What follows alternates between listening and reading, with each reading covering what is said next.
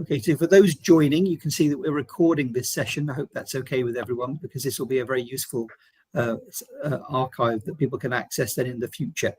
So those who don't know me, I'm Paul Hatton. I'm the Director of Research and Innovation at the University of Sheffield's Faculty of Health. I'm also a partner on this Yorkshire MedTech place-based impact acceleration account, which we call Yorkshire MedTech. Yeah. If you could go back one slide, Steph. Oh, sorry. I do want to say I'm welcoming you on behalf of our primary investigator Ruth Wilcox, who's a professor in Leeds University with her colleagues Robert Kay and Philip Conahan from their BRC, and then myself and Ipsita Roy from engineering in Sheffield provide the South Yorkshire, as it were, component of the leadership team. So on everyone's behalf, welcome to this event. Yeah. You can show the next slide now, Steph. Yeah. So very briefly, I think everyone here is already, I hope, converted that the health and medical technologies sector across South and West Yorkshire are considerable, and there's lots of evidence to show the phenomenal manufacturing capability we have in this area. When you combine them together, West and South Yorkshire, and then bring in the academic base and the hospital, the NHS Trust base as well, we have one of the strongest and most exciting ecosystems in the world for research, innovation and translation. So that was the purpose really in EPSRC supporting this project, in that they were persuaded by our case. We thought a critical element was that bringing together of West and South Yorkshire to give you phenomenal critical mass. And then the intention then is that we should utilise this ecosystem to create new products and processes or efficiencies that add value to businesses in the Yorkshire region. Yeah, so that's why those who just joined a bit late, in the preamble I was saying that we're very focused on the Yorkshire ecosystem, but indeed any university from outside of the region can partner with a business in our region if they're going to add value to essentially economic growth in Yorkshire. So that's the kind of preamble. The idea is that we bring people together and we have funding to fund projects, which you're going to hear about very, very shortly, at different scales to really tread, as it were, to really bring together new partnerships to make new projects happen, say with this ambition to grow the Yorkshire economy even more than we're doing presently. So on that note, Steph, that's what I wanted to say by means of introduction. Did I miss anything that was critical at this point from Simone or Steph, or are we happy to move on to pass over to Alex? I think we were just, yeah. So Paul, I probably should have moved on in terms of very good. The slide. I can say a bit more about this one. Sorry, yeah, I only saw the first two. So yeah, I think it is not exactly complicated in terms of our mission here. We want to accelerate the impact from engineering and physical sciences research. Yeah, so often if there are projects that happened previously where we discovered new knowledge, how can we turn that new knowledge into innovation for patient and economic growth? So it's place-based. It's, as I explained at the beginning, it's very much based on Yorkshire, and we're looking specifically at the medical technologies sector. Although we have had some internal discussions about if we could push that out slightly to bring in new emerging technologies around medtech. But at the moment, it's very much the medical technologies manufacturing sector, and we essentially want to enhance the capabilities and create new opportunities for economic growth in the region. Yeah, and we have a budget of 5.2 million over the next few years. To achieve that, working indeed with industry. So in terms of the scope, you can see here that it's essentially devices, tools and machines that we're using to improve people's lives, at the classical medical devices and slightly outside of there as well. So we don't include at the moment biopharmaceuticals or things around wellness and fitness, yeah. And then there's some questions around also AI for health. And at the moment, we don't do pure AI projects. We're looking at projects that perhaps where the AI is enhancing an existing medical device, we will judge whether that's in scope or not, yeah. But of course, the idea is to de-risk and accelerate those projects from basic research into real products, yeah. And it's essentially translating a technology. Often technologies that are found, as it were, within research groups that we believe would enhance or help our industrial partners. But if there are other variations on that theme, including industry having technologies that they're trying to develop with our help, please do bring them to the table and we will discuss whether they're in scope for this project, for this program. Yeah, the project should lie within the EPSRC remit, which is quite broad. I have to say, I'm very impressed by EPSRC's cross-disciplinary approach. But again, we're well placed to help you if you're not sure if that's the case. Yeah, and then ultimately, the thing we have to be persuaded by is that this project has the potential to support economic growth in the Yorkshire region in our medtech economy. Yeah, and we really need to see that evidence. I think sometimes as academics, and I'm an academic, we tend to focus on the cleverness of the technology, but we also have to address this critical question here: how will it help the medtech economy in the Yorkshire region? And again, of course, very importantly, in this kind of work, both the businesses and, of course, all of the partners need to have very clear understandings of IP ownership. Yeah, and that's something, because as I think most of us now understand, without that clear knowledge, it's very hard to exploit IP. So it's essentially a risk reduction measure that makes the industrial partners in particular much more confident to work with us on the project. Okay, so there are basic levels. There's a kind of what I would call introductory level here. So if you've got a really good idea and some really good evidence from your engineering and physical science research, then but you're not entirely certain if it's actually going to address a clinical need, or that the market will be willing to pay for the solution, then we have these very small pilot studies where we really essentially gather the information you need to make that decision. It's essentially more of a business decision than a science decision. You know, is there a market? Is somebody willing to pay for a product in this space? Are there competitors? What other intellectual property exists out there on the landscape? Do you have freedom to operate?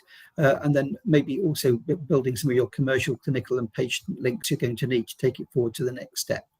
So the prerequisite in red, the underpinning fundamental research must already have been completed. Yeah, so this is not to fund research. It's to look at the fruits of your research and find out whether or not these are exploitable. And the next project. Yeah, so when you've established this, and you may have done that already, you can go to a feasibility. Yeah, and often, again, from experience, we have many things in the labs that may have the potential to be used in a product, but we haven't really tested them, I suppose, in what we might call a kind of product setting. Yeah, can you turn it into something that's deliverable, that would actually be the kind of thing that a clinician, a surgeon, or another may indeed wish to use? Yeah, so it's about demonstrating the feasibility of the technology, looking maybe at some kind of crude prototype development and testing, and ensuring that the technology is starting to be focused towards user demand. Yeah, whereas of course in the original research that was the discovery element, and that wouldn't have been in scope.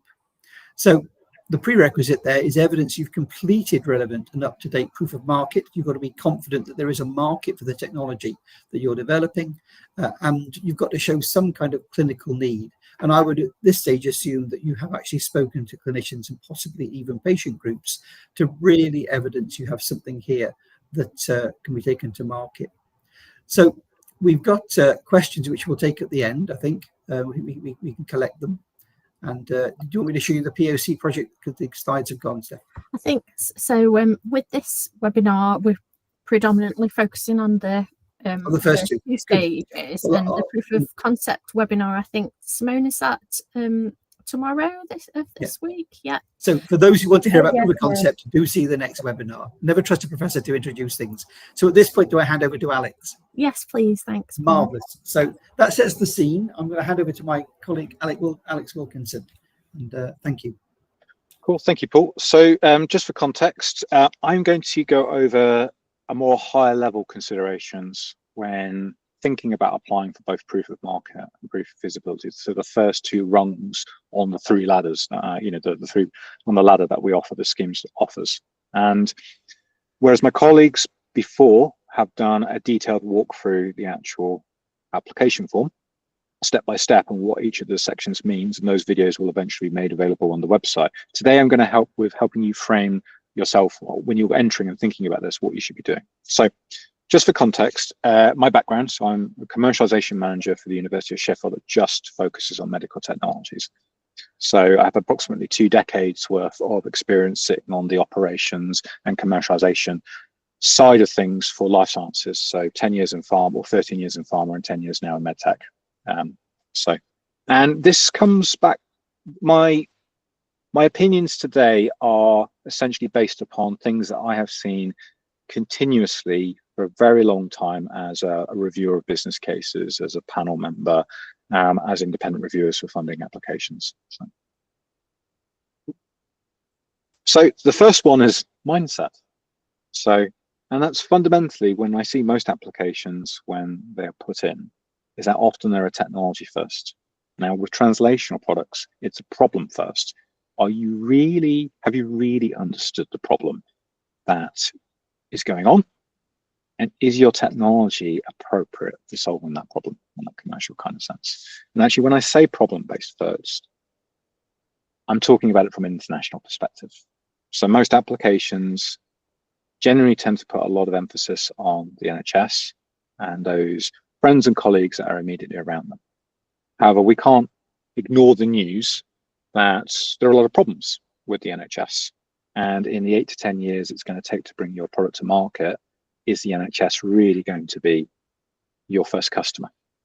And so with that regards, I will talk a little bit of details of how this actually informs your activities in proof of market, proof of feasibility early on, because it does have a massive influence straight off the bat.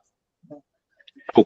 So in terms of mindsets, a common failing is that people tend to be thinking about themselves or their immediate colleagues around. You are fundamentally thinking about making products for other people. And when I say other people, I'm talking about entire countries, not just Yorkshire, not just the UK or the NHS. We're talking perhaps maybe starting off with the 7 major markets, maybe even expanding to 16 major markets, the people who consume most, if not all, the world's medical technologies. And that's essentially what you need to do as a potential business or a potential viable business in the long run that's going to help Yorkshire, is that you're going to have to think big. Cool. So the simple question is, if you've done a really thorough job doing your market research, so proof of market is very useful for funding, as Paul mentioned, your initial toe in the water, a market report perhaps. Maybe you can go a step beyond that and look at market validation. So have you taken that data and then you're going to turn it into first-hand wisdom within your team? Actually, you are the best people to interpret the graphs, the figures, the facts, the observations that are coming out of that, and contextualize that in terms of your technology and how you should take it forwards. So in reality, the message is, if you do a good job on your market research, proof of market, and your market validation, you will find answering the questions in all 3 applications easy. Now, for those who are a little bit unfamiliar with commercialization, we tend to look at the business case from 3 sort of simple criteria, not just technology. So I'm going to start off with, very early on, desirability. Do people actually genuinely want your technology? And I say that, do you have evidence at scale? Not only is this just an academic, is this beyond an academic problem that you've identified in the literature and talking to a local clinician, but does this problem persist in lots of different places? Is this problem a priority for those people to solve? It's not just the 24th thing on the list of things they would love to buy. Is this in the top 5 that they're going to open their wallets?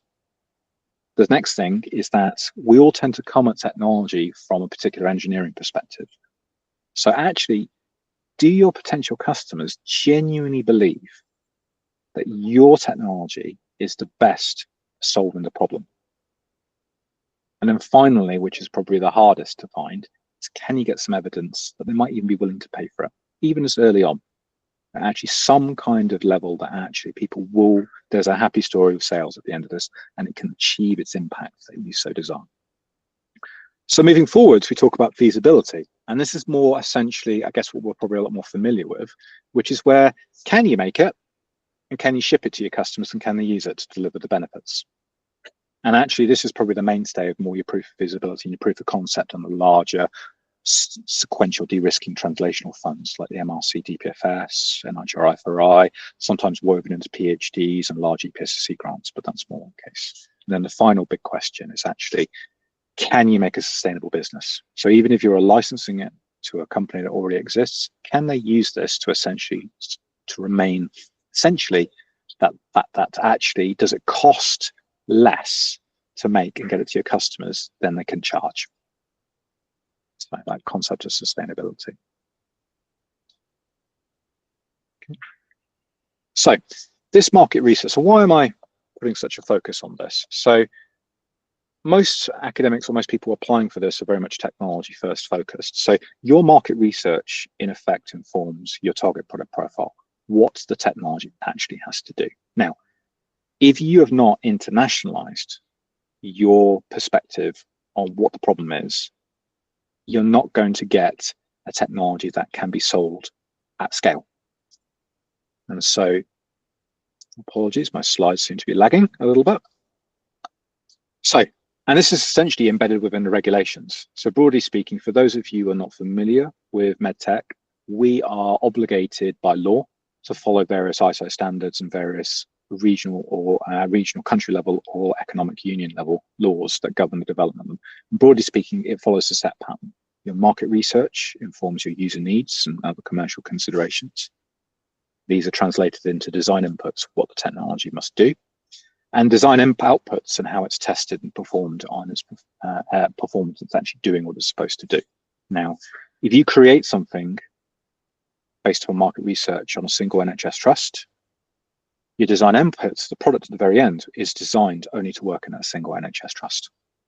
And you will find that you're non-progressible outside of things. So you do need to spend more time than you think in your market research. And you need to continue to do that throughout essentially the lifetime of the product all the way up to the point of sales and beyond.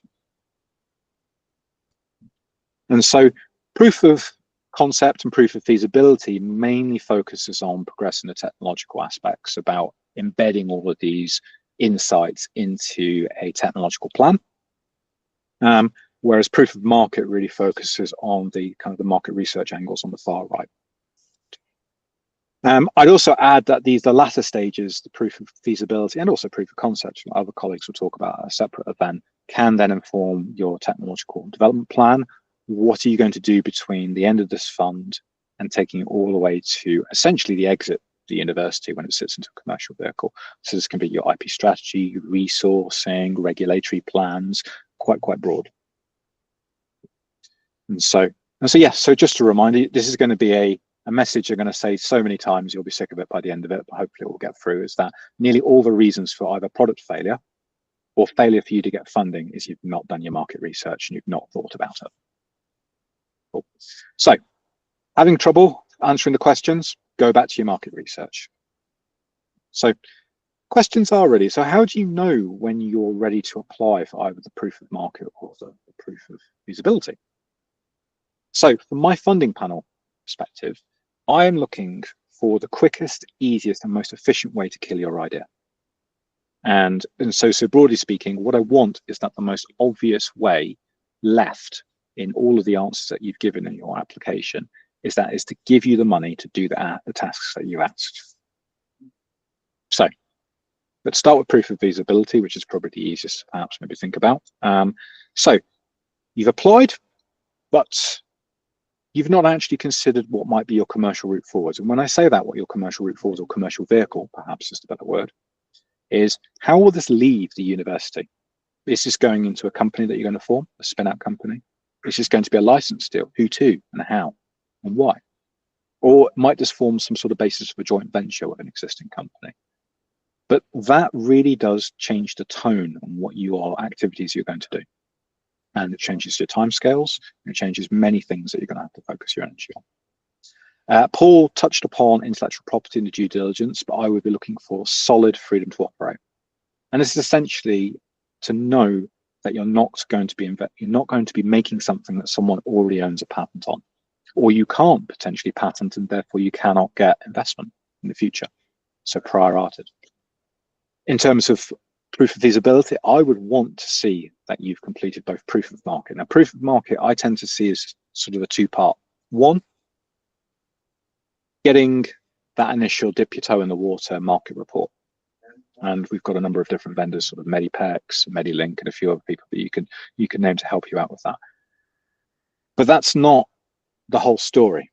That's an awful lot of data that needs interpreting. And the best way to interpret that is actually through your own primary research, that market validation, where you will go to where your potential customers are and you will talk to them at length and have many meaningful conversations with different people well outside of your academic sphere of influence. And when I say that, if you talk to all of your friends and your colleagues, they will fill you with lots of good wishes and be really positive about your ideas. What you want to find is those people that perhaps maybe have different opinions, different views on your technology, that aren't obligated to be nice to you. So you need to get out of the lab and go and speak to them. So that's your market validation. So I'd like to see those kinds of things in the proof of feasibility. Now, market validation isn't funded through, or it's 15,000 is not enough, effectively, is the message I'm going to give later. But this is where working with your TTO will give you access to lots of other funding that's given by UKRI, such as ICUR, ICUR Discover, ICUR Explore, and the other ICUR systems that can help you with that validation element. So, right. So repeating the process in terms of the proof of market or your due diligence. So this is where I really want you to have identified what IP you've got. Just as initially, we think it might be data, we think it might be the design of a patent. I'm also a big proponent on the fact that the really interesting, commercially valuable IP is yet to come. And that's mostly because most of you guys are engineers. And if I give you enough time and money and help, you will make things that are really valuable if you're solving the problem correctly, solving the right problem. So I want an idea from you guys what the potential future IP of value might be as well. I'd also want a really solid, what I call a commercial hypothesis. And this is your first best effort, which is, we believe that people want my product, for instance, for these reasons. And I'd like this to be based upon good desk-based research. And this is the view that if you're setting off an independent party, such as one of these externals, contractors, to do your proof of market for you, you want them to be heading in the right direction. So the basis is that really make sure that you spent a good few days looking at it, looking at the problem, looking at the data, looking at PubMed, looking at market research reports yourself, trying your first go at trying to understand them.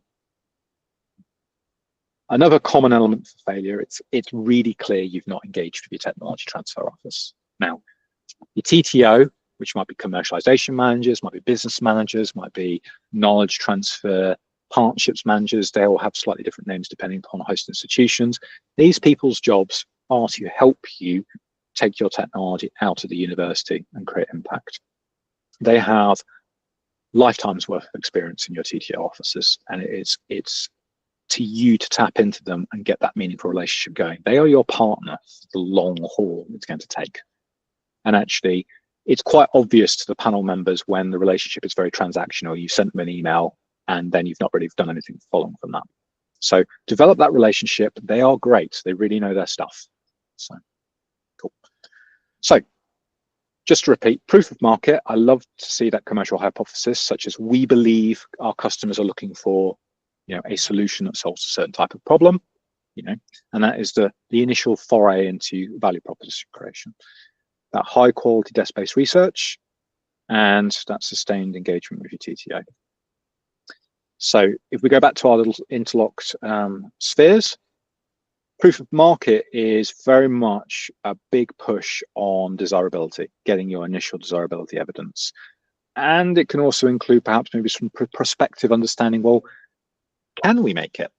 Is there a supply chain issue problem? Is there component problem issues? Am I reliant on having to develop a drug supply? That's GMP because the materials aren't already GMP manufacturable. So all these things can be included. Okay. And just to reiterate, your proof of market or market research never really ends. It doesn't even end if you're making sales as you keep on going on. So you've got to get comfortable with this. Now, another good failing or a point to remember is that paying £15,000 to do some market reports, some market work is really, really good. So good use of money if you're certainly also if you're time poor and you need to rely on the expertise of someone else. However, you can't continue to be reliant on shelling out 15 grand for the entire lifetime of your technology whilst it's within the university. You are going to have to start to embed within your team the wisdom that helps you understand that market data. So you're going to have to look at not just the classic translational funds that everybody tends to put in their grant applications, but look at other funding sources and working with your TTO. How are you going to develop people within your team that are going to be your voice of the customer, that commercial kind of angle. Similar narrative for proof of feasibility. So whereas 15 grand is not enough for proof of market because of the continued needs, 40,000 is definitely not enough to basically get you to proof of concept. And that is because most technologies that come out of academia are usually solving problems that people have ignored. And inherently, they're going to be a lot more complicated. And therefore, you're going to have a lot more different dimensions, modules, aspects that all need to have individual elements of proof of feasibility completed. So 40K, you need to think about the 40K is how does that achieve the next tranche of funding? You know, and this might actually help you pick which test you do. So you will have lots of different elements that need proof of feasibility. And I guess the hope really is with proof of feasibility that it helps you move into proof of concept, which is that killer experiment or killer experiments that are going to unlock the large translational funds. The MRC DPFSs and the NIHR I4Is are a good example. So I'm going to give you an example. So sometimes people think about feasibility as perhaps maybe convincing a clinician, but if you've done your market research and you've realized that you're going to have to convince clinicians for a sale, they're going to look at clinical efficacy data, your clinical trials at the very end. It could be that your clinical trial primary outcomes rely on cross-sectional imaging. A cross-sectional imaging technique that you're going to have to be harmonized with at this very early stage. It might be that that's totally unfeasible or unfinancially viable at this stage. So you're going to have to pick something else, and that is going to have to be acceptable to the regulators. So I'd quite happily sit there and look at different sterilization methods to understand whether they're viable, different cross-sectional imaging that underpins the development of the clinical evidence in your proof of concept data. So anything that basically de-risks the proof of concept. So we go back to the earlier kind of thinking, is this genuinely going to make a difference, this funding? So now in terms of evidence, I am a big fan of seeing lots of different types of overlapping evidence to underpin. So if I was looking at your market evidence for your proof of feasibility, and actually if I was assessing a proof of concept, it would be exactly the same, is I would be looking at 3 different levels. I'd be looking at primary evidence, you've actually spoken to lots of people. Secondary evidence is that you're drawing on data listings and tables that don't include assumptions or judgment baked into them. And also looking at those market research reports that you might have paid for, but also those that you might have found for free on the internet. Inherently, you don't know what the author's intentions were about them. You don't know what the assumptions and judgments are really, how their conclusions are formed, but they're usually quite good for general indicative kind of like direction, movement of travel within the market. So primary evidence will give you the gold dust in terms of the bits and pieces that the technology needs to do, but often it can be parochial to that particular person's needs. At the far end, in terms of the tertiary evidence, those big market reports, you're never going to get those bits of gold dust. And again, you always have to view the author's intentions when they were drafting it. I'm also looking for evidence that you've actually stepped away from your sphere of influence. And when I say that, it's easier for people to be nice to you than to give you the honest feedback. And certainly if they know you or they know that you're part of their wider group, then it's harder for them to give you that candid feedback that's going to really make the difference between a good definition of the problem, good definition of the value proposition, and then a good target product profile and the development roadmap that you're after. Cool. So that's essentially a long 15 minutes whistle stop talk. So I will now hand you over to my colleague Ralf, who will take you through some examples.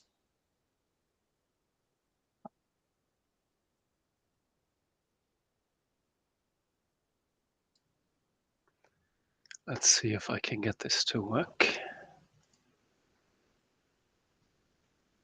Oops, that was a bit quick. Here's a starting point. Yeah, first of all, thanks to Simone and to Steph for approaching me to ask whether I wanted to present a case study here today. I'm glad to do that.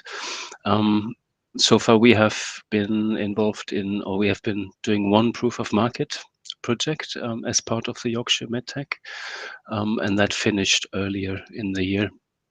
It's a proof of market analysis for a what we call super selective probes. So these are macromolecular structures that have applications in potential applications in diagnostics.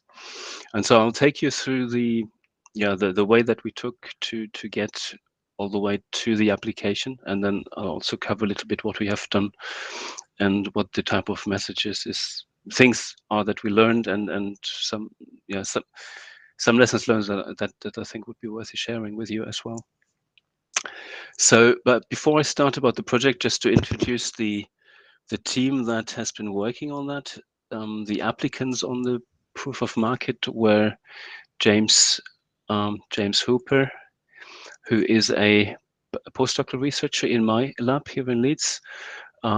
Myself, obviously, as the lead, and then Jessica Kwok, who is a colleague here in Leeds on the neuroscience and cell biology side.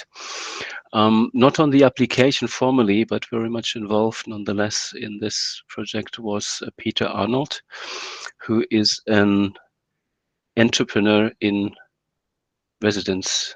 Stephanie? Thanks, Ralf. I just wanted to check, were you are you currently sharing slides? Oh, so I can't see them at the moment, but that's very well pointed that's out. all right. I Let just me wanted see to check. Thanks. if I get select window screen. Slideshow. Yeah. Okay. Okay. Is that working now? That's working now. Okay. Working. Good. Great. Thanks, Steph, for pointing that out. So I'm still on the first slide, nothing lost. But you see the 4 people involved. I just referred to Peter Arnold as the last person on board. Peter is an entrepreneur and resident in the School of Biomedical Sciences here in Leeds. Has been recruited a few years ago, and I must say, having someone with that commercial perspective in the school to boil ideas with and to get feedback from is really useful all along the process. So just one slide to give you a bit of the academic background where I come from. I'm a physicist by training, and my lab, in my lab we have chemists, physicists, and biologists working hand in hand. Usually we are focusing on tools development for biologists, and so one of the things I'm very interested in myself are glycans on cell surfaces, all things glycans, sugars, and their biological roles. But recently, so one tool that we developed is these super selective probes. And essentially what super selective means is that we are able to discriminate with very high contrast some cell or tissue that presents markers at a high density against another cell or tissue that may be able to present that may present markers at slightly lower density, but still at a very substantial density. So we get a sort of on-off behavior that enables us to discriminate very sharply these 2 scenarios. That's what we call super selective targeting, and this just slight subtle changes in marker density and patterns rather than complete changes in the marker type is something that's it's quite a common feature in disease processes compared to health processes. So having worked on that, we have identified that there may be quite a wide range of potential applications of the type of technology we develop in the medical range, and I've listed a few different applications here. So this was a few years ago. This was an entirely new avenue to us to move that, trying to move it into the medical direction. And so here is a list of the journey we have taken so far. So starting from 2013, my team, along with others, were involved in defining the soft matter physics principles of this super selective targeting. So very much fundamental work. And then in 2019, we started to think, how can we actually apply this to help biologists analyze their cells? or tissues better. And we started to develop superselective probes that are specific to glycans. So one of my core biology interests. And this was funded by various academic funding routes in Europe and also BBSRC. And in 2023, we started to think, well, should we actually try to think larger and also think about can we bring this into real life applications? And so these were discussions that we had started at the time with Peter Arnold, as mentioned earlier, and also the Research and Innovation Services Opportunity Development Team at the University of Leeds. Early in 2024, we then were at a point where we had a pretty good idea that there are potential benefits and there are lots of different areas that we could work in. But what we clearly didn't have a good idea of the overall market potential. So how much money is in this if we developed it further, and we also didn't know which application would actually be the most promising one. And for an academic lab, we don't have lots of manpower to look at everything. We really need to focus. So that was a very important question to single out what is the one or perhaps the two applications that we should be moving forward with if you want to translate this. The other aspect was that we didn't have a very clear IP strategy at the time, and we realized quite quickly that this is important for this particular opportunity. It is important because there are two levels of IP here that we are considering. We were thinking of something that may enable us to cover wide ground to start with, so that we can then move on into various different applications further down the line and build our application-specific IP afterwards. But how exactly we would go about that, if we had actually the freedom to operate, we hadn't quite clarity on that at the time.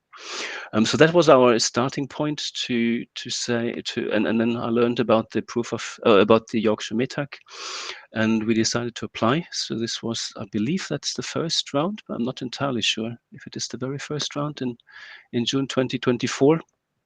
The cap on proof of market at the time was £10,000.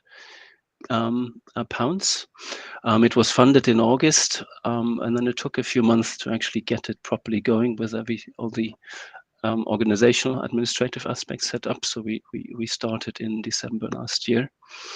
A piece of feedback that we got as part of the evaluation, I just copied that here. Clearly, the panel did appreciate that this is a high risk venture because we didn't even know what exactly we wanted to do going forward. We just had an effort that there were lots of opportunities, but we needed to find out what are the opportunities that we really should focus on. And I think we have taken that to heart, so to speak, and moved in that direction. So the project itself, we had three objectives linked to what was missing on, as I mentioned on the last slide. First of all, it was to evaluate and prioritize applications for our probes as a medical technology. And then there were also two objectives that were linked at different levels to IP. And I will not cover much on the IP side. I think this wouldn't be the right time and the right purpose here. We did work on the the one thing to say is we have much more concrete IP protection plans now as part of the project process, and this is something we are moving forward with the risk opportunity development team. On the evaluation and prioritization side for the applications, so we decided to team up with Medipex, which was mentioned earlier, as an external consultant for a market report. And so that report has been fully finalized, and it identified two application priorities. These are, one of those is histopathology for cancer detection and staging, and the other is in vivo monitoring of spinal cord injury treatment. So quite distinct, but potentially also useful because, well, in terms of regulatory constraints, they're in a very different league, and so there are things that we can do quickly, and there's things that we know will take more time to develop, but may have a potentially larger, really substantial, very large market. So that went really nicely, and from my perspective, the impact that the project made on our commercialization journey is that we now have something that we consider a solid market foundation on which we can now base further technical development as well as proof of feasibility. So that's for our internal support. It has helped, and it has already helped to facilitate the engagement with our internal research and innovation services.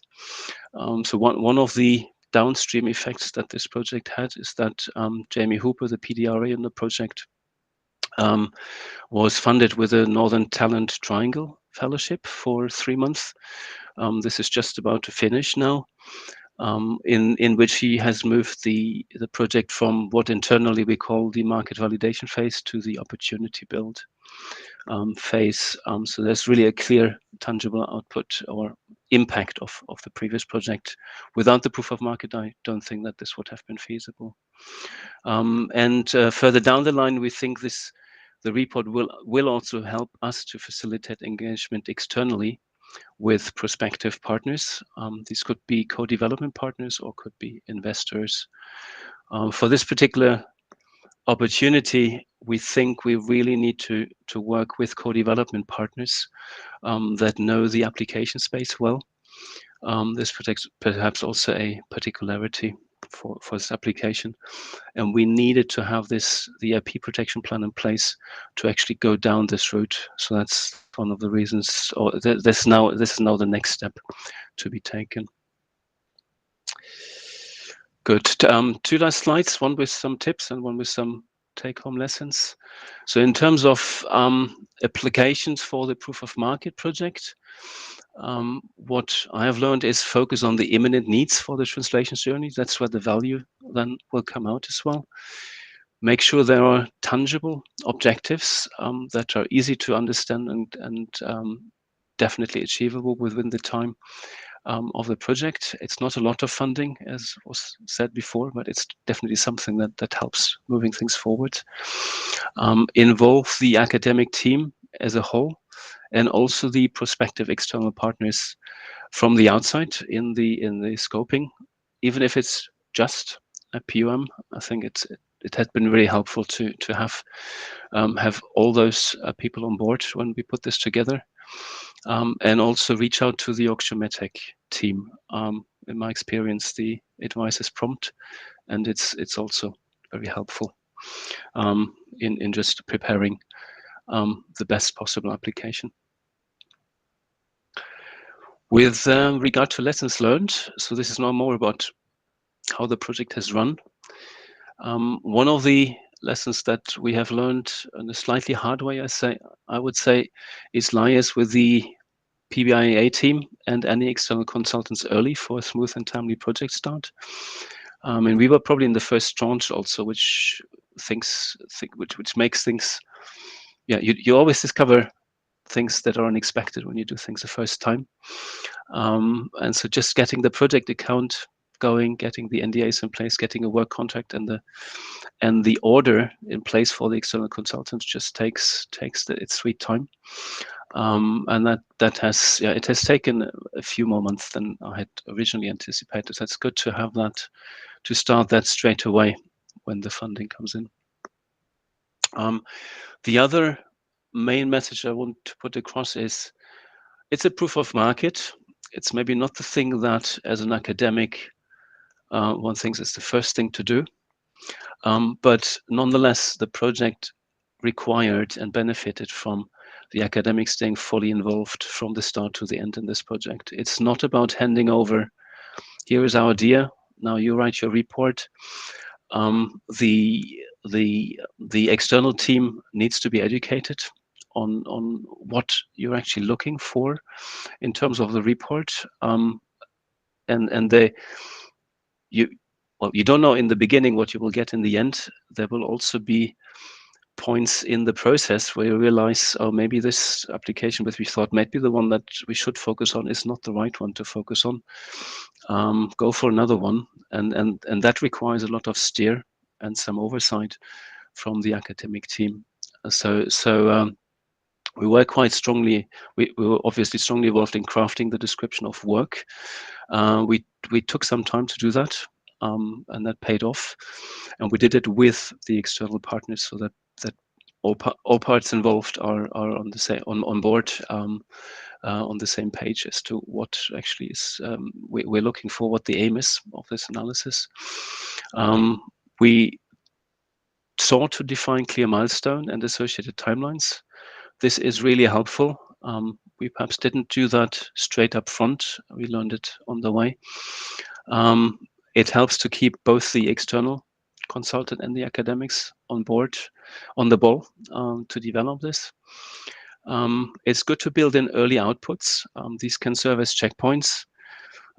This was the first time we worked with this external consultant with Medipex, and we didn't necessarily know how exactly this would pan out. It's also quite difficult to get an example report of how this might look like, because they're usually confidential. So it's not so easy to see upfront where this will go. Yeah, so as the story develops, we prepare to steer and redirect. That will likely be required. That's all from me, and I'm happy to hand back to Steph. Thanks, Ralf. That was fantastic. I've just put a note in the chat. If anyone's got any further questions, please feel free to raise them in the chat, and we should have a minute or two at the very end as well. And I'm just going to share slides now, which Tom will take us through from his perspective as another award holder. Yes. So has my microphone improved? Okay, great. Yes, thanks for the opportunity to talk. So I'm a relatively new academic in the School of Clinical Dentistry in Sheffield, and I've been awarded Proof of Market and a Proof of Feasibility. So I wanted to give a few high-level tips on that. I seem to echo a lot of what Alex has previously said, but it's probably not a surprise, as I've had quite a lot of training from him as well. Could you put the next slide on, please? So I think an interesting point I can talk about as well is that I have a Proof of Market, Proof of Feasibility, but with different projects. So I've done one of them, which was a sort of diagnostic wearable glove that I've applied for Proof of Market, moving on hopefully to Proof of Feasibility, and then one where I jumped past the Proof of Market and moved straight to a Proof of Feasibility, and the difference between these applications and how I would suggest it's possible or not, and my recommendations of. And the second one was about a wearable device for grinding detection of the mouth. Next slide, please. So I think if you're new to commercialization, so maybe for any ECRs listening or in the recording, I think the Proof of Market is a great place to start if you're relatively new. There's quite a lot of new terms that I had never come across before, things like value proposition, that I needed quite a lot of input from the commercial team to get a lot of help with that. And I think if you're new to it, it can be quite a lot.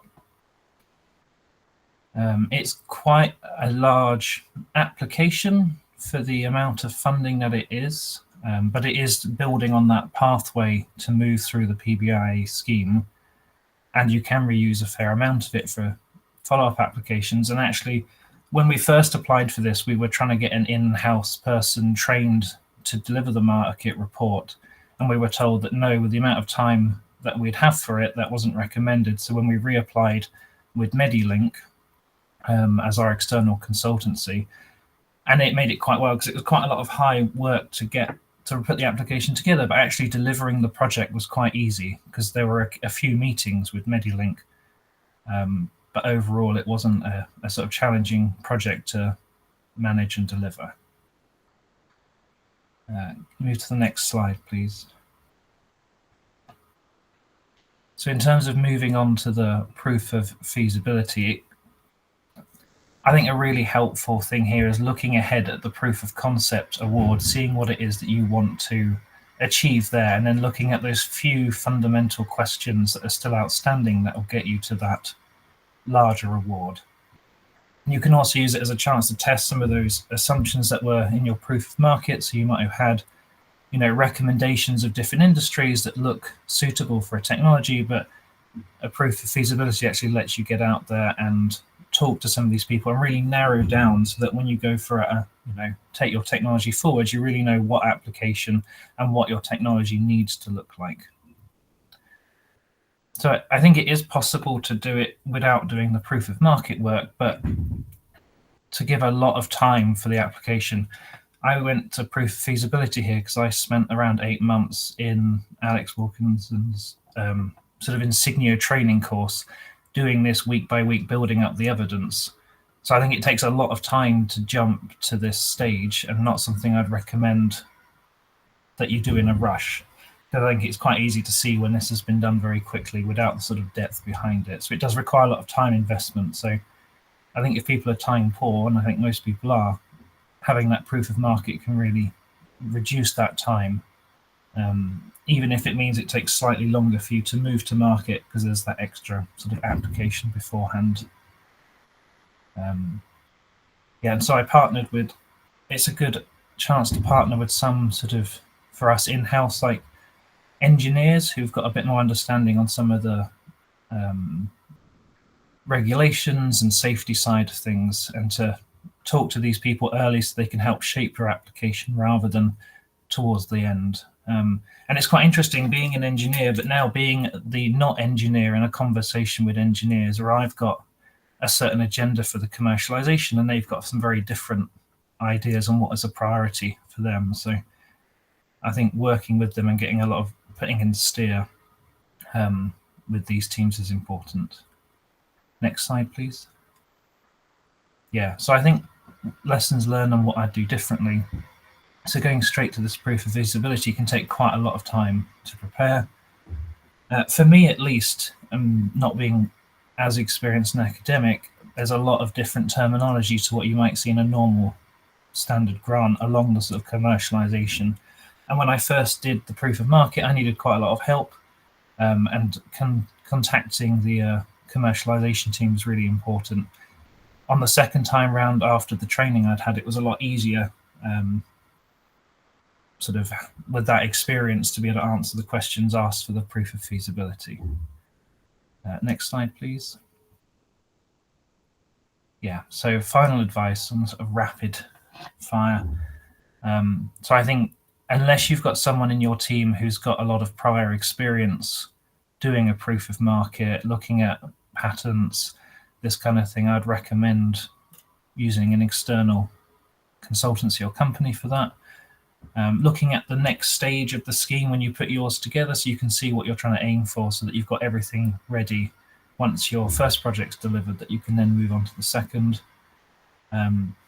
Engaging early with different stakeholders, as Alex was saying, you know, actually kind of gather some of that primary evidence and to really help you narrow down what it is you're trying to achieve.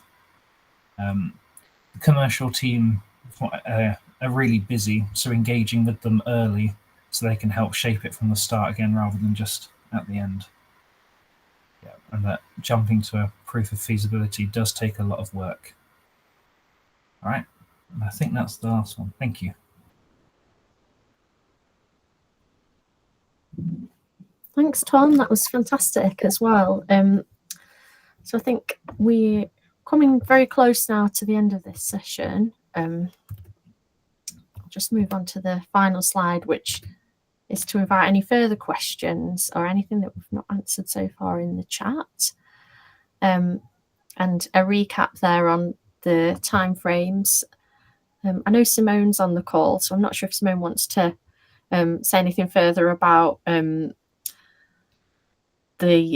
full proposal timescale. Obviously, the expression of interest deadline has passed, but I think it's if you've missed the boat on that and you're really keen to get on board this time, then please do talk to us in case there's something we can do. Okay, we've got a follow-up question from Dawn here.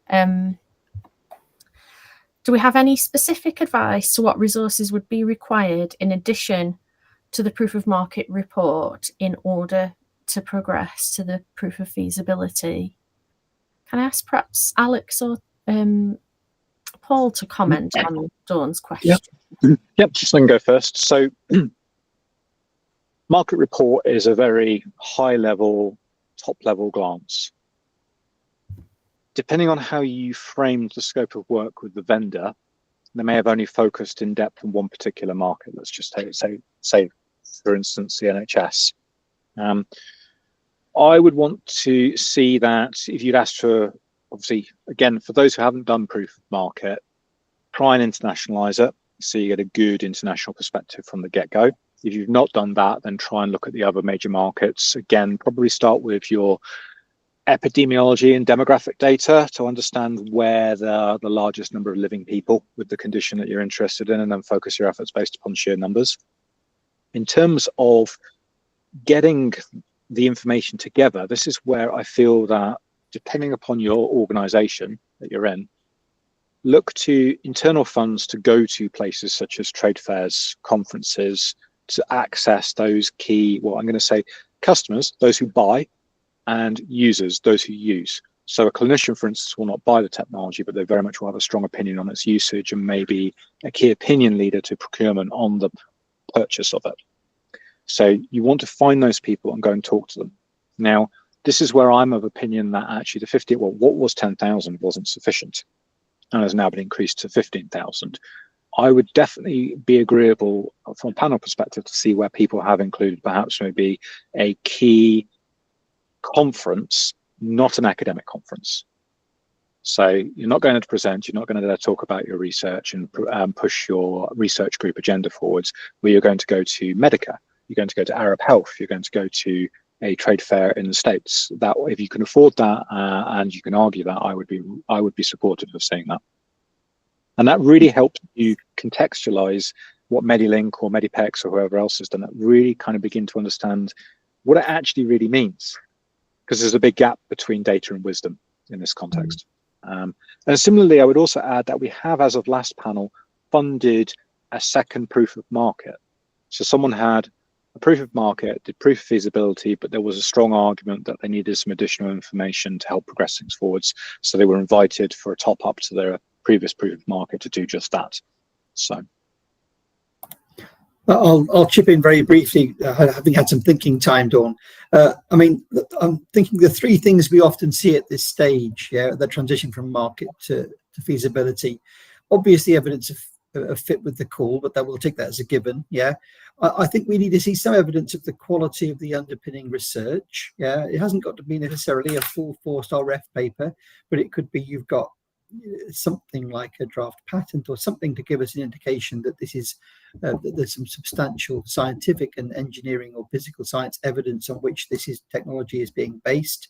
And then the other one, which becomes more important as you climb, and certainly this transition, evidence of real clinical or relevant patient-facing healthcare professional engagement. And that may also include some kind of public patient engagement as well. And certainly when we see people get to the next stage, which I'm not going to be talking about, all of those things become absolutely critical. Now, of course, Dawn, with your background, you've done all of these things, but I would say they're the things that are sometimes missing that cause us to send proposals back to applicants. Thanks, Paul. Thanks, Alex, as well. That's really helpful. And we've got one or two other quick questions. Yomna, I think this was when Alex was speaking. So you questioned this research you're talking about. It's expected before the proof of market. Are you still on the call there, Yomna? Yeah, I am. Yeah, hi. Yeah, so my question is, when you were talking about conferences, so you were saying that you would expect us to be going on conferences to prove that we have the experience for the proof of market, or are you saying that this is part of the fund, what we will be doing with the proof of market fund? The latter. So it would help you. So yes, it can help fund someone, as Tom put, to do the market research. It can also help you go to, say, that commercial conference to understand, make sense of the information that you've got, and also Okay. gather some probing evidence. So in that case, what's the expected timeline that you would want to see for the fund to be? You were saying conferences, so that usually take few months. So probably like 6 months. Is that what you're after? So I think we've seen a big range, haven't we, Paul? Of, you know, so again, I would be in a big, so if I was advising you as an internal Sheffield member of staff, I would say, first of all, because this is going to be very new to you and uncomfortable. So I would say, first of all, can you go somewhere local? So you build up your confidence and do market research. So maybe look at regional validation first, then look at national validation, maybe go to Manchester, Birmingham or London for a big conference. And then once you've plucked up the courage and you're moving to a more kind of, this is easier to do, then look at that killer big international conference. And so it would just be a case of timing when the funding is going to come in and about which is more appropriate. So this really then comes back to really solid and meaningful engagement with your TTO to help you in the interim. They have access to funds. There are other schemes that can help you do this and help develop yourself as that entrepreneur in waiting. Okay. Thank you so much. Thank you. I've got brief apologies if I have to go to NHSA. So carry on. Thanks so much, Paul. Yeah, I realise we're everyone. just slightly over time. We've got one last question here, which I'm hoping, Simone, you might be able to help with as well. And I think it leads on just from the question, Yomna, that and what Alex was responding with. Is there a way we can get support and funding to speed up patent filings once we've validated technology and done the patent searches? I guess from my perspective, it'll vary depending which organisation you're sitting in as well. But is there something that you'd want to share on that, Simone? So we can't use PBIA funds to help with patent filings and things like that. But I would encourage you to speak to your commercialisation or tech transfer office to see what support they can offer. Thanks, Simone. Hopefully that helps, Sharib. Right, I think that brings all the questions. Alex. Oh, sorry, Alex. Yeah, I'm just going to add one final point to the market research questions. So have to understand that the panel are not experts in your market. So they're not going to come up with any deep and meaningful insights that you might have overlooked in, say, a rare disease or an orthopedic trauma market or something like that. So the panel tend to look at, have you made a good go at getting good evidence? Are your assumptions logical and is your judgment sound? And are what you're proposing to do as a consequence of those, do they seem logical and meaningful? So it really does all pin back to your evidence and your killer judgment you hopefully developed. So again, stressing the importance on gathering good quality market data because everything is hung off that. Excellent. Well, that seems like a very fitting place to end. So thanks so much for joining us, everyone, and to our presenters as well. Thank you, Tom. Thank you, Alex and Simone for joining. And yeah, hopefully you've got the details from the final slide, but the contact email address for any questions is pbiaa@leeds.ac.uk. And we will save this recording down and probably post it on YouTube. I think we're going to set up a YouTube channel. But yeah, hopefully it's been helpful to everyone. And thanks so much again for joining. Okay, goodbye.